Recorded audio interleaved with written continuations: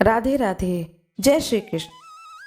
पिछले अध्याय में आप लोगों ने कथा में सुनी कि व्रत का उद्यापन, पुरुषोत्तम मास के व्रत का उद्यापन की विधि क्या है और जिन लोगों ने पुरुषोत्तम मास का व्रत किया, 1 महीने का पूरा व्रत किया, व्रत को धारण किया, वह व्रत का उद्यापन किस प्रकार से करें, व्रत के उद्यापन के क्या क्या नियम हैं, यह सारी जानकारी वाल्मीकि मुनि से राजा धृतराष्ट्र ने पूछा था। अब मैं आपको कथा सुनाने जा रही हूँ। अधिक मास महात्म्य, अध्याय 27। श्री नारायण बोले, इस प्रकार कहकर मौन हुए मुनीश्वर वाल्मीकि मुनि को सपत्नीक राजा धृतराष्ट्र ने नमस्कार किया और प्रसन्नता के साथ भक्ति पूर्वक पूजन किया। उस राजा धृतराष्ट्र से की हुई पूजा को लेकर आशीर्वाद को दिया, तुम्हारा कल्याण हो, पापों का नाश करने वाली सरयू नदी को मैं जाऊंगा। इस समय हम दोनों को इस प्रकार बात करते सायंकाल हो गया है। यह कहकर मुनिश्रेष्ठ वाल्मीकि मुनि शीघ्र चले गए। राजा धृतराष्ट्र भी सीमा तक वाल्मीकि मुनि को पहुंचाकर अपने घर लौट आए। घर आकर अपनी गुण सुंदरी नामक सुंदरी स्त्री से बोले।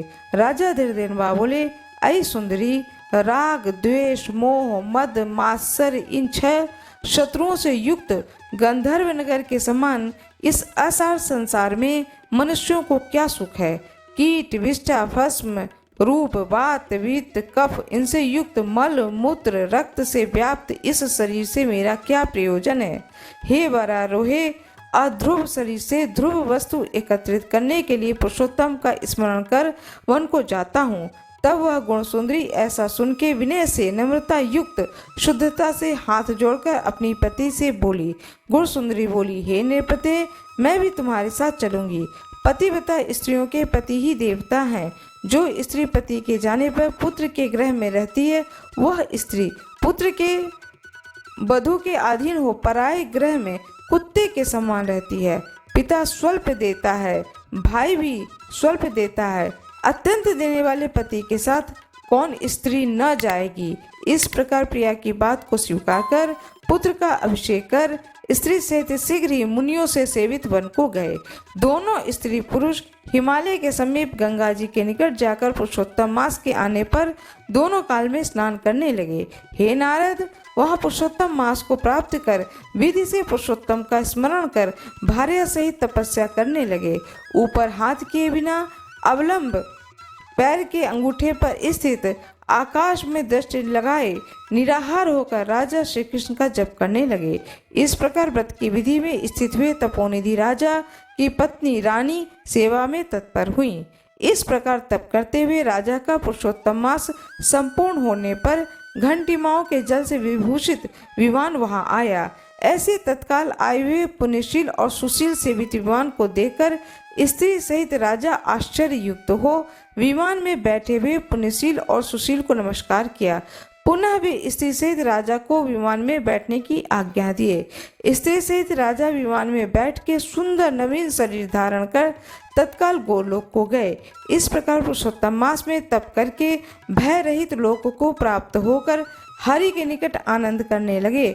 और पतिव्रता स्त्री भी पुरुषोत्तम में तप करते हुए पति की सेवा कर उसी लोक को प्राप्त हुई।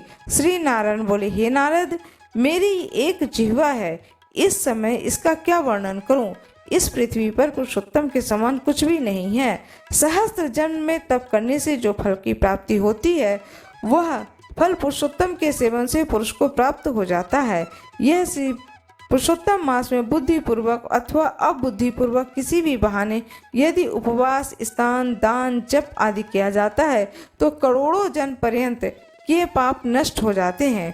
जैसे दुष्ट बंदर ने अबुद्धि पूर्वक 3 रात तक पुरुषोत्तम मास में केवल स्नान कर लिया तो उसके पूर्व जन्म के समस्त कुकर्मों को नाश हो गया और वह बंदर भी दिव्य शरीर का धारण कर विमान पर चढ़कर जरा मरण सहित गोलोक को प्राप्त हुआ।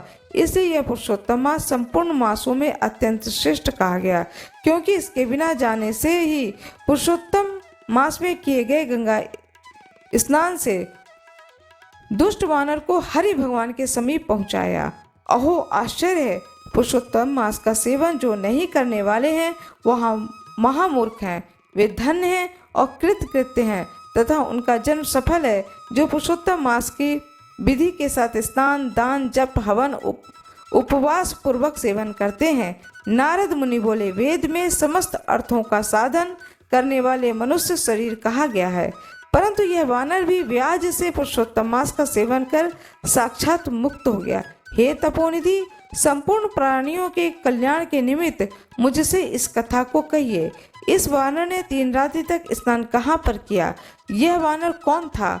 आहार क्या करता था? उत्पन्न कहाँ हुआ? कहाँ रहता था? और पुरुषोत्तम मास में व्याज से उसको क्या पुण्य हुआ? यह सब विस्तार पूर्वक सुनने की इच्छा करने वाले मेरे से कहिए।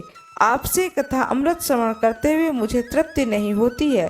श्री नारायण बोले, कोई केरल देश का अत्यंत लालची और शहद की मक्खियों के समान धन में प्रेम रखने वाला, सर्वदा धन के संचय करने में तत्पर रहने वाला ब्राह्मण था। उसी कर्म से लोक में कर्दे नाम से प्रसिद्ध था। उसके पिता ने भी प्रथम उसका नाम चित्र शर्मा रखा था।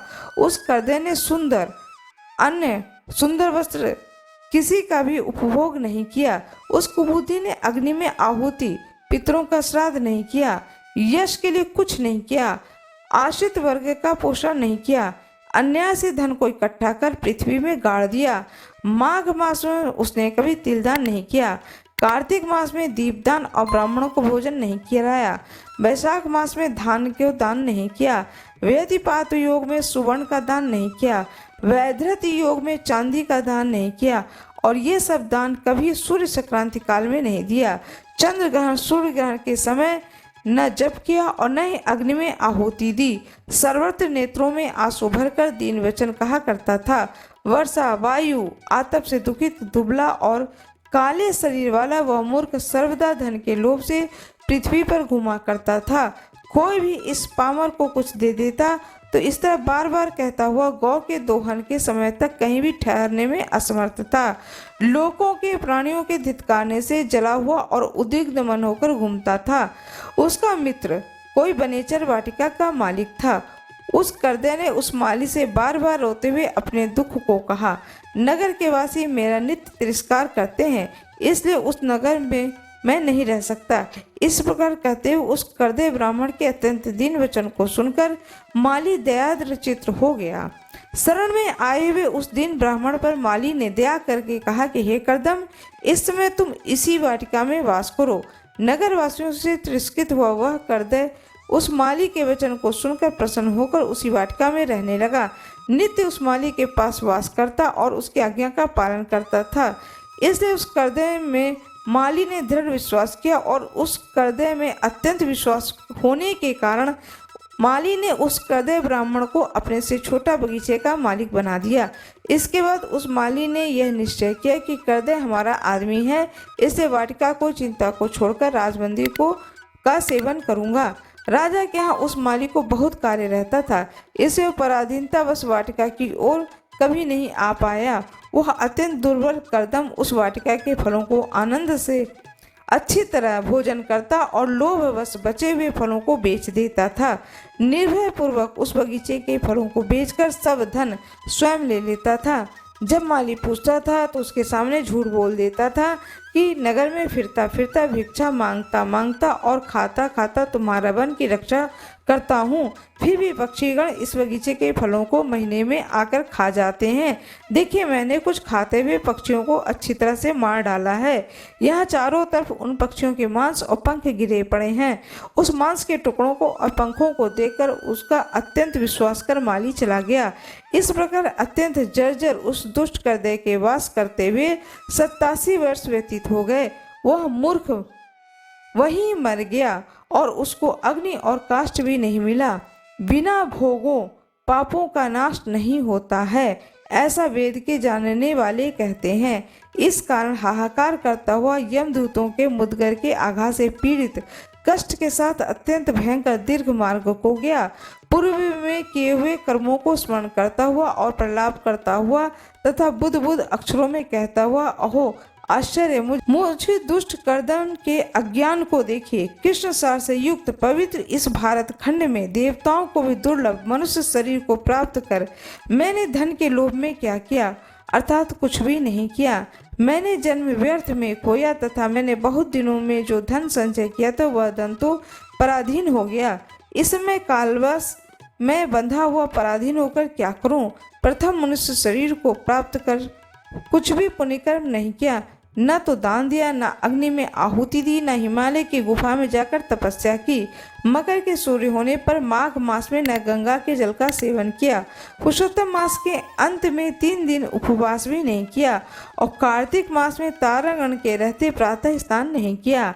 मैंने पुरुषार्थ को देने वाले मनुष्य शरीर को भी पुष्ट नहीं किया। अहो आश्चर्य है, मेरा संचित धन पृथ्वी से निरर्थक गड़ा रह गया। दुष्ट बुद्धि होने के कारण जीवन पर्यंत जीव को कष्ट दिया और मैंने जठराग्नि की को कभी अन्न से तृप्त नहीं किया।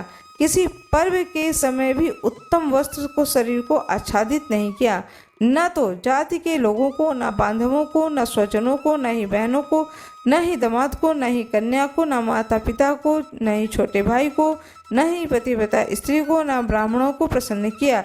इस तरह लोगों को एक बार भी मिठाई से कभी नहीं तृप्त किया।